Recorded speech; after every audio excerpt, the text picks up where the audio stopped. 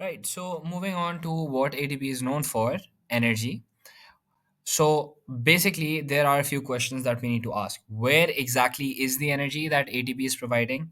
Can you locate this energy, and how do we get that energy?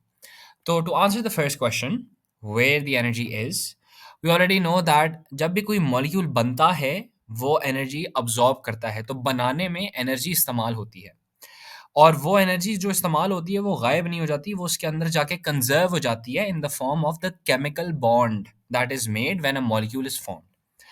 अब जब ये bond break करेगा तो वो एनर्जी कहीं तो जाएगी and the same energy that has been stored in the bond is now going to be released, right? So in the same way, energy is being saved in the form of bonds between phosphate groups, जो कि triphosphate groups होते हैं हमारे ATP के अंदर, उनमें energy save हो रही होती है। सो यहाँ पे फॉस्फेट का एक लिंक यहाँ पे होता है एंड देन फॉस्फेट का दूसरा लिंक यहाँ पे होता है और फॉस्फेट का तीसरा लिंक यहाँ पे होता है and all of these links या chemical bonds have energy stored in them, right? So coming up next is basically how do we get that energy? तो जब आपका एटीपी मॉलिक्यूल ब्रेक डाउन होता है या more specifically when it is hydrolysed या broken down in the presence of water, it converts to adenosine diphosphate plus an inorganic phosphate जो कि टूट जाता है फिर, और इसके टूटने की वजह से, वो केमिकल बॉन्ड टूटने की वजह से, that energy is given of.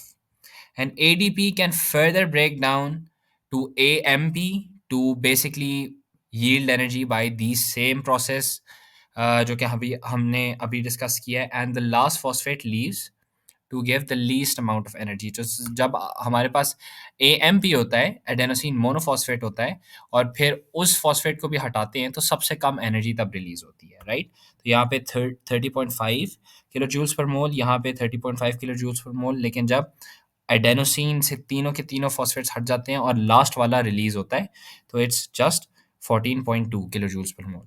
So the hydrolysis reaction of ATP is reversible. मतलब you can convert ADP back into ATP. So now the question arises, when other molecules also store energy, why is ATP considered the currency of energy? The answer to that is basically dependent on its structure. So it is not only hydrolyzable and can release energy, but it is also very small and it is also water soluble. And आपका cell is basically just water, right? So it can easily be transported through water, it can be stored, and it can be easily utilized since it is not a very large molecule and you can store it very easily.